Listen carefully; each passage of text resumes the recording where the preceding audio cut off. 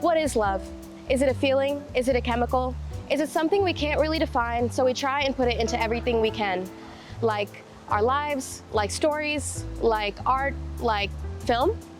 Welcome to Keep Austin in Love, where we explore love in every expertise. I'm Nirvika, and in today's episode, I'll be speaking with RTF and South Asian Studies professor Ruby Lozoya about love in probably the way we like to digest it most, movies. How prevalent do you think that themes of love are in movies, and do you sometimes feel like it's at the core of every film? I do put a lot of films about love in my course, precisely for my personal taste.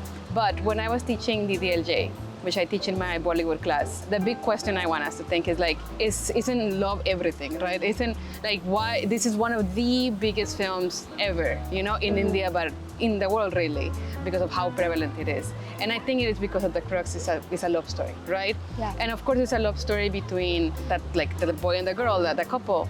But like once I'm teaching it in class, it's about, well, why does love matter? And why is it like censored? Why do people want to push it? Why do people meddle with something as natural as loving somebody? Mm-hmm. And it's when you start figuring out that, well, if you can just choose whoever you love, then what about like the difference in caste, the difference in class? And there's this artificiality of it starts coming up. And this is why I think it's a very good question to ask in movies, because it barely is just about romantic love.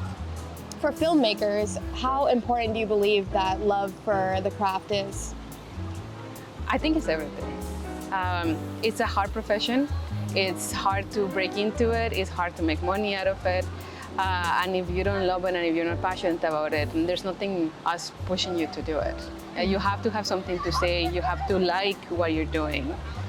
At the end of it, you have to have this connection with the image and to watching movies and to be told something through a movie, because otherwise, what's going to move you forward?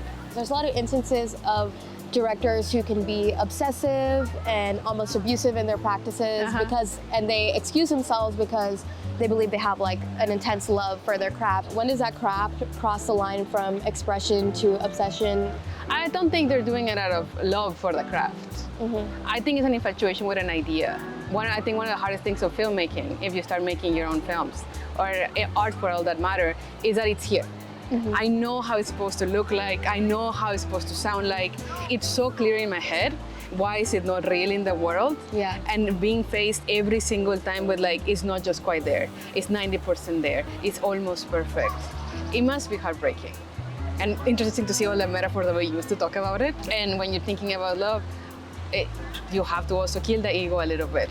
So it's not necessarily about love. If you're comparing Bollywood and Hollywood, where is that comparison? Like, how do you say that Bollywood romantic films differ from Hollywood ones? Like Bollywood at its best, say like 2090s. It's like, in my very biased opinion, leaks like so much better than Hollywood. And I think what makes it so much better is the slow burn and the teasing.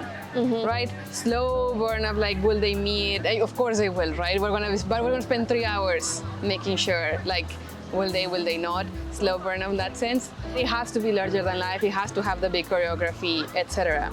A lot of Indian films that are not necessarily Bollywood are more representative, but I think it's one of the things that film does best, which is bring you out of your reality, either through the story or through the actual crafting of, let's break into a song and dance.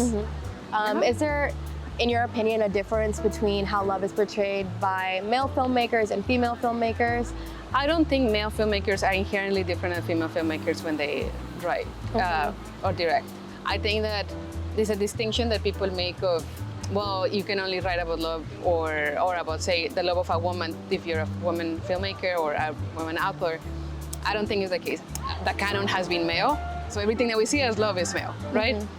That doesn't mean that it goes contrary to the ideas that, well, women are more romantic, women are more sentimental. So I feel like the barriers will start like really breaking down when you think about it. Yeah. I think what women filmmakers also can do, or why they differ, if anything at all, is because they are using a different set of references, or they want to show something that hasn't been done before. That's kind of the challenge that women filmmakers have.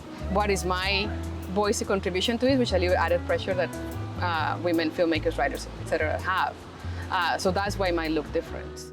It is easy to tell the difference between the love we see on screen and the love we feel in real life. More often than not, love shows up in quiet and simple moments, but we can't blame ourselves for fantasizing.